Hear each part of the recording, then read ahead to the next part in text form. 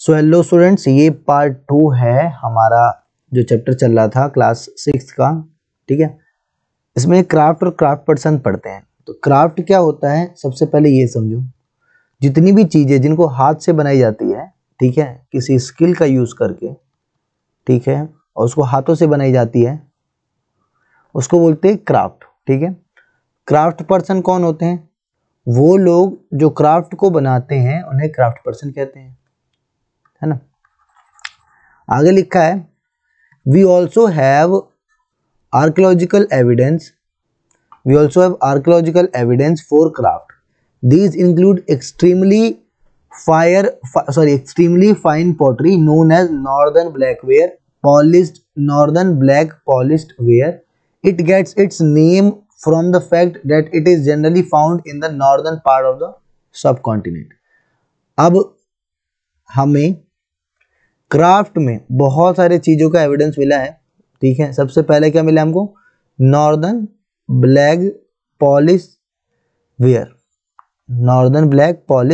Where. ठीक है, अब ये क्या है? तो ये एक टाइप का पॉटरी होता था। ठीक है, और इसका नाम नॉर्दर्न क्यों डाला गया है? क्योंकि ये ज़्यादातर नॉर्दर्न पार्ट में मिला है सब कॉन्टिनेंट के। ठीक है, सब कॉन्टिनेंट के नॉर्थ वाले हिस्से में ज़्यादा मिला है, ऊपर वाले में, इसीलिए इसको नॉर्दर्न ब्लैक पॉलिश्ड वेयर बोला गया। ठीक है, यहाँ पे इसके बारे में थोड़ा बहुत लिखा है। तो Northern Black Polished Ware is a hard wheel made metallic looking ware with a shiny black surface. तो ये जो नॉर्द ब्लैक पॉलिश्ड वेयर है, ये हार्ड होता है दिखने में। ठीक है, ये जो पोटर होता है, पोटर के पास एक व्हील होती है ना, आपने देखा होगा, फिर इस पे मटको बनाते हैं या फिर कोई भी पोटरी बनाता है वो इस व्हील पे बनाता है, तो इस पे ही बनी होती है। इसका लुक एकदम मेटल जैसा होता है, चमकती भी है ये। ठीक है, ब्लैक कलर के साइन करती है। The potter used to expose the earthenware to very high temperature in his kiln, which resulted in the blackening of its outer surface. A fine black slip was also applied on this, which gave the pottery mirror-like sign. ठीक है, तो जब इन्होंने मटका बना दिया, जो भी इसका जो क्राफ्ट पर्सन है, इन्होंने मटका बना दिया, अब उसको क्या किया जाता था? इसको हाई टेम्परेचर पे रखा जाता था। ठीक है, बहुत ज़्यादा हाई टेम्परेचर पे रखा जाता था, ताकि जो भी मिट्टी से बनाया हुआ है मैंने पोटरी, ठीक है, ये जो क्राफ्ट पर्सन ने जो भी मिट्टी से बनाया है वो सूख जाए।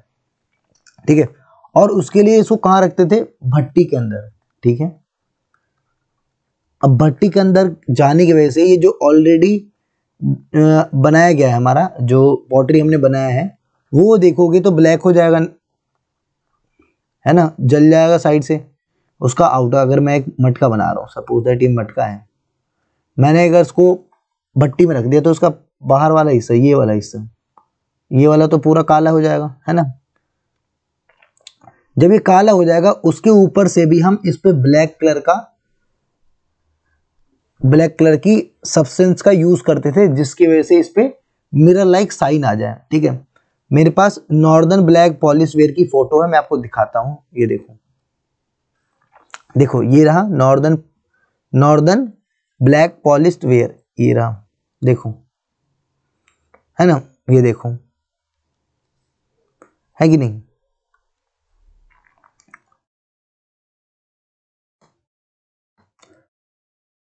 लिखा है, generally remember that the archaeological evidence for many craft may not have survived. We know from texts that the manufacture of cloth was important. There are famous centers such as Varanasi in north, Madurai in south. Both men and women worked in these centers. अब craft की बात हो रही, तो साड़ियों का बनाना, साड़ी भी एक टाइप का क्राफ्ट था। ठीक है, तो बहुत सारे एविडेंस हैं। अब ये नॉर्दर्न ब्लैक पॉलिश्ड वेयर का तो हमारे पास पूरा वही मिला है, आर्कियोलॉजिकल एविडेंस। ठीक है, ये पूरी पॉटरी मिली है, जिससे कि हमने बता दिया कि नॉर्दर्न ब्लैक पॉलिश्ड वेयर नाम का एक मटेरियल था, उसका यूज करके हम लोग पॉटरी का निर्माण करते थे। ठीक है, कुछ कुछ ऐसी चीजें भी होंगी जो जिसको प्रोड्यूस किया जाता था जो कि सरवाइव नहीं कर पाती थी, है ना, उसके एविडेंस हमें मिले हैं, है ना। तो हमें ये पता है, हमें हमें ये मिला है एविडेंस में कि जो क्लोथ है, क्लोथ आपको कब पता है, कपड़े जो है वो सरवाइव नहीं कर पाते हैं, ठीक है। कपड़े है अगर हम उसको for a long span of time, लंबे समय के लिए कहीं छोड़ दे तो वो डिकम्पोज हो जाते हैं, ठीक है।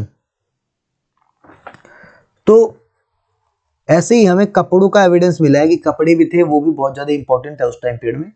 तो कुछ सेंटर्स मिले जहाँ पर कपड़े बनाए जाते थे, मतलब जैसे कि साड़ी हो गया, ठीक है, या फिर कोई भी कपड़ा हो सकता है, चाहे वो मेन का कुर्ता हो, वुमेन की साड़ी हो, सूट हो, ठीक है, जो कि ट्रेडिशनली पहना जाता हो उस टाइम पे आमतौर पे लोग पहनते हो, ठीक है। तो क्लोथ का हमें सेंटर कहाँ मिला है, कपड़े का केंद्र कहाँ मिला है, वाराणसी में, नॉर्थ में, नॉर्थ है ना, अगर इंडिया है तो नॉर्थ में वाराणसी है, साउथ में मदुरई में मिला है ना। और ये पता चलता है कि जो मेन और वुमेन है ना, वर्कर्स जो थे, अब फैक्ट्री में वर्कर चाहिए होते हैं, ठीक है, तो मैन और वुमेन दोनों ही इस फैक्ट्री में काम करते थे, ठीक है। Rules for spinning and weaving, ठीक है, तो अर्थशास्त्र में जो कि चाणक्य की लिखी हुई, ठीक है, चाणक्य की लिखी हुई, ठीक है, चाणक्य की लिखी हुई पुस्तक है, इसमें क्या बताया गया है स्पिनिंग और वेविंग को लेकर। These rules are from the Arthashastras mentioned in chapter 7. They describe how spinning and weaving could be done in a workshop under the supervision of a special official. Widows, young women who are differently abled, nuns, mothers of courtesans, retired women, servants of the king, women who have retired from service in temple may be used for processing wool, bark, cotton, hemp and flax. They should be paid according to the quality and quantity of work.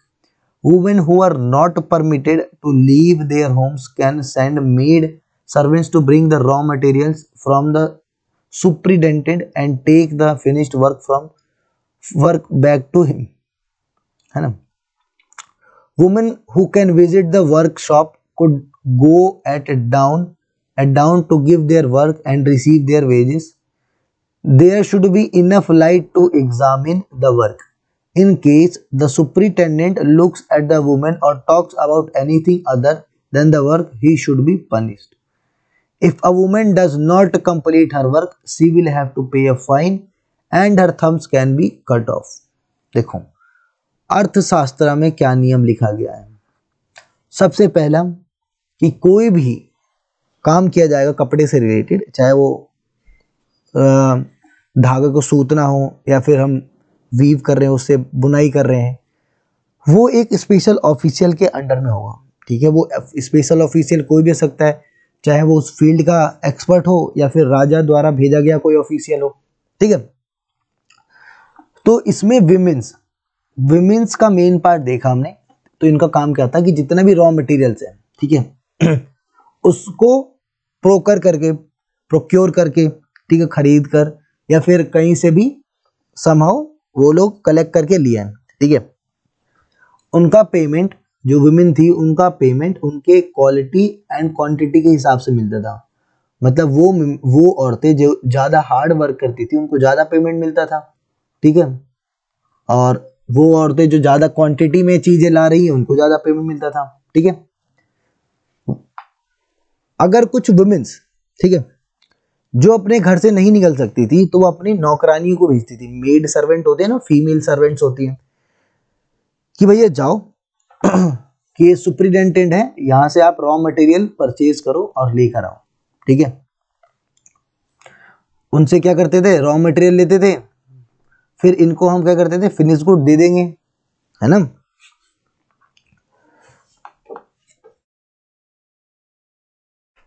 है ना, तो क्या करते थे, वहां से raw material खरीदते थे, है ना, सुपरिटेंडेंट से रॉ मटेरियल लाते थे और वापस उनको जो हम फिनिश गुड है, जो भी हमारा फाइनल गुड है, वो उनको दे दिया जाता था, जो बना के हमने रखा है उनको दे दिया जाता था सुपरिटेंडेंट को, है ना। सुप्रिटेंडेंट अगर काम के अलावा, अगर इस वुमेन से, ये वुमेन एक्स है, अगर इनसे कोई भी बात करते हैं काम के अलावा, मतलब समहाउ कोई पर्सनल बात कर लिया इन्होंने, ठीक है, तो इनको पनिश किया जाएगा, है ना। और अगर ये वुमेन, ये मिसेस एक्स जो है, अगर ये ढंग से काम नहीं करती है तो इन पे फाइन भी लगाया जा सकता है, और इवन इनके थंब जो अंगूठे हैं उनको भी काटा जा सकता है ना। ये लिखा है किसमें, अर्थशास्त्र में। आगे देखते हैं, तो लिखा है मैनी क्राफ्ट पर्सन्स, तो लिखा है many craft persons and merchants now form association known as श्रेणीज। These श्रेणीज of craft persons provide training, procured raw materials, and distributed the finished product. Then श्रेणीज of merchants of organize the trade. श्रेणीज also served as banks where rich men and women deposited money. This was invested and part of the interest was returned or used to support religious institutions such as monasteries. देखो अब क्या होता है,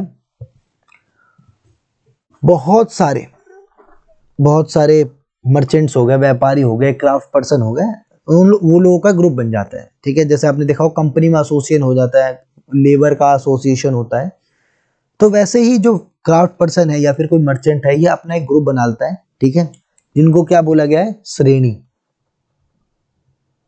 ठीक है नहीं। जो भी क्राफ्ट पर्सन इसमें ऐड होगा इस श्रेणी के अंदर, उसको ट्रेनिंग दी जाएगी, ठीक है। उसके लिए वो रॉ मटेरियल खरीद कर आएगा।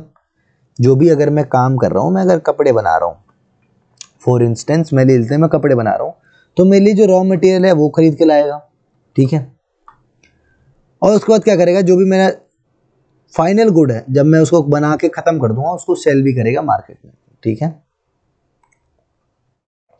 तो ये इनका काम होता था। ये इतने पावरफुल होने लगे, ठीक है, कि ये ट्रेड को खुद ही ऑर्गेनाइज करने लगे, कि मतलब कि इनको फिर किसी से पूछने की जरूरत नहीं पड़ती थी। दे बिकेम सो पावरफुल, इतना पैसा हो गया, रिच हो गए, है ना। तो ये इतने रिच हो गए कि बैंक की तरह काम करने लगे, है ना, जहाँ पे अमीर आदमी और औरतें अपना पैसा जमा करती थी। इतने ज़्यादा इनके पास ऑटोनोमस हो गए, ये इतने ज़्यादा ऑटोनोमस हो गए, अपने मन का करने लगे, कि खुद का ही बैंक बना लिया इन्होंने, मतलब कि इतने पावरफुल थे ही, ऑब्वियस सी बात है।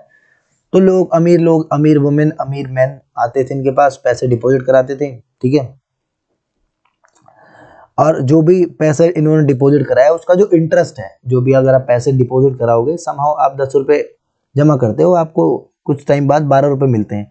तो ये जो 2 रुपये होंगे, जो इंटरेस्ट वाला पैसा है, ठीक है, वो उनको रिटर्न किया जाता था। अगर रिटर्न नहीं किया जाता था, अगर वो लोग मना कर दे लेने से कि यार ऐसी ऐसी बात है, आप किसी रिलीजियस इंस्टीट्यूशन में लगा देना, तो वो ये लोग रिलीजियस इंस्टीट्यूशन में लगा देते थे, है ना। मैंने बताया बहुत सारे क्राफ्ट पर्सन लोग अपना, और मर्चेंट लोग अपना ग्रुप बनाते हैं, इसको श्रेणी बोलते हैं, ठीक है। इनको ट्रेनिंग दिया जाता था, यही लोग रॉ मटेरियल खरीद के लाते थे, फिर यही लोग, इन्हीं के ग्रुप के लोग फिनिश्ड गुड को मार्केट में सेल करते थे, है ना। ये जो श्रेणीज थे, ये व्यापार को ऑर्गेनाइज करते थे, मतलब जितना व्यापार होगा इनके एरिया में, वो इनके थ्रू ही होगा, है ना। श्रेणीज है, ये बैंक की तरह भी काम करते थे। जितने रिच वुमेन या फिर वुमेन या मैन है, वो आके इनके पास पैसे डिपॉजिट कराएंगे, ठीक है।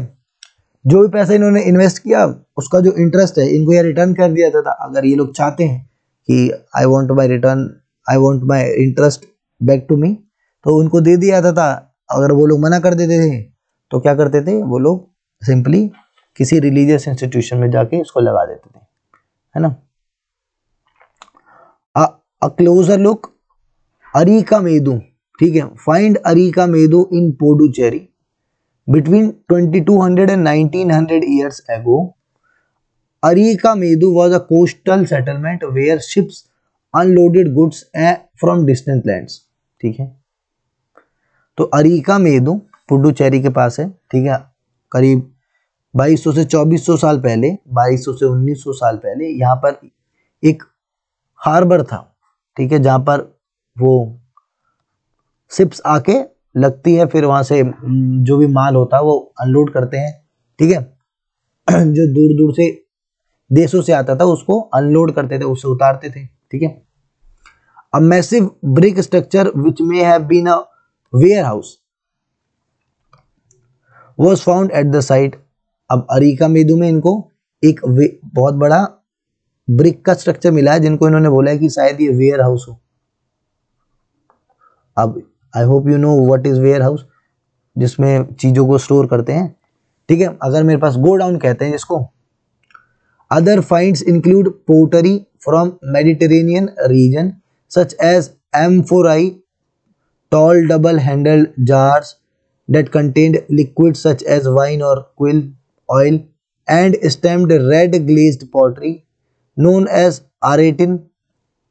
Arethinware, which was named after a city in Italy. अब वेयर हाउस के अलावा हमें क्या मिला है? बहुत सारी पोटरी, क्या मिली? पोटरी मिली है। अब वो पोटरी है वो मेडिटेरेनियन वाली रीजन से है, ठीक है। मेडिटेरेनियन जो सी है, मेडिटेरेनियन सी है, आप गूगल पे डालना मेडिटेरेनियन सी, तो उस वाले रीजन का है, ठीक है। जिस पोटरी का नाम रखा गया है क्या? एम्फोरे, एम्फोराई। एम्फोराई क्यों? क्योंकि इसके अंदर दो हैंडल था, एक लेफ्ट एक राइट, ठीक है। बीच में ये मटका हो गया, ठीक है। जिसके अंदर शायद लिक्विड या फिर लिक्विड कोई भी लिक्विड कॉमोडिटी को यहाँ लाया जाता था। वो तेल भी हो सकता है या फिर कोई वाइन दारू वगैरह भी हो सकता है, ठीक है। और रेड कलर की हमें पॉटरी मिली है, जिसको रेड अर्थन ब्लैकवेयर बोलते हैं, ठीक है। Sorry, red earthen polished where, है ना, वो भी मिली है। एराटाइन मिले हैं, एराटाइन वेयर। अब एराटाइन कहाँ से आया है? एराटाइन जो है इटली का एक शहर है, उसके नाम से एराटाइन लिया गया है। This was made by pressing wait clay into a stamped mould. There was yet another kind of pottery which was made locally through Roman designs were used. Roman lamps, glassware and gems have also been found at the site. अब Roman साम्राज्य से भी related हमें बहुत सारी चीजें मिली हैं यहाँ पर, है ना। तो रोमन साम्राज्य से मिली रिलेटेड हमें लैंप मिला है, ठीक है। ग्लास से बनी हुई चीजें मिली हैं। जेम्स मिले हैं, महंगे महंगे पत्थर मिले हैं, ठीक है। ये कहाँ मिले हैं? अकीमेदू में ही मिला है, अकीमेदू में ही मिला है। Small tanks have been found that were probably dyeing vats used to dye cloth. There is plenty of evidence for making of beads from semi precious stones and glass, ठीक है। छोटे छोटे टैंक में मिले हैं, ठीक है, जिसके अंदर शायद ये लोग क्या कपड़े को डाई करते हो, मतलब कपड़े का रंग जो है वो बदलते हो, ठीक है। An account by a Greek sailor, the story of Berigaja, भारूकोच। ये गुजरात में एक प्लेस है भारूकोच, ठीक है, ठीक है। वो पोर्ट है, वहां पे पोर्ट मतलब पता नहीं क्या होता है, जहाँ पे नाव आके ठहरती है, उसके ऊपर है। तो एक ग्रीक सेलर है, ठीक है। और बैरिगाजा भारूच का ग्रीक नेम, ग्रीक को मतलब ग्रीक भाषा में भारूच को बैरिगाजा बोलते थे। The gulf is a very narrow at Barygaza and very hard to navigate for those coming from the sea. अब आपको पता है गुजरात वाला जो रीजन है,